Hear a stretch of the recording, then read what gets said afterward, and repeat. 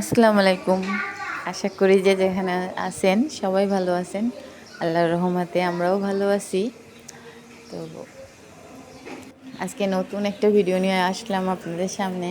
তো সেটা হচ্ছে আ একটা জিনিস দিয়েই ২ টা তরকারি রান্না করা যায় এমন কিছু। তো সেটাই দেখাবো আপনাদেরকে যে আ তরকারি কিন্তু একটা, কিন্তু সেটা দিয়ে আমি ২ টাই রান্না করলাম এবং খেতে অসাধারণ একটা খাবার।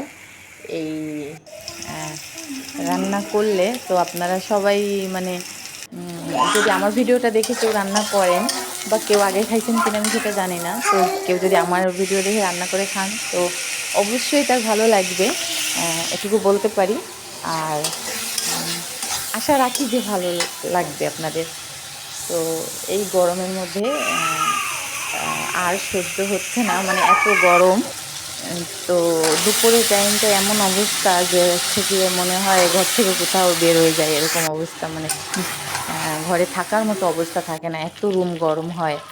তো হচ্ছে গিয়ে শুনলাম নাকি ঝড় হবে আজ, নাকি কাল বৈশাখী ঝড় হবে। তো সেরকম কোনো আভাসই দেখতেছি না, কারণ গাছের পাতা নড়তেছেই না, এমন একটা অবস্থা। তো তার মধ্যে দিয়ে আমি হচ্ছে গিয়ে রান্না করলাম আজকে শর্টকাটে পুঁই শাক দিয়ে পুঁই শাক ভাজি করলাম, আর পুঁই শাক দিয়ে পুঁই শাকের ডাঁটা দিয়েই আপনার কুমড়ো দিয়ে ছোটো মাছ দিয়ে রান্না করলাম। এটা খেতে কিন্তু অসাধারণ একটা খাবার। আ অনেকে হয়তোবা খাননি, তো খেয়ে দেখবেন অবশ্যই আপনাদের কাছে ভালো লাগবে। আর যদি এটা মানে ছোটো মাছ বাদে চিংড়ি মাছ দিয়েও রান্না করেন তাহলেও অনেক ভালো লাগবে।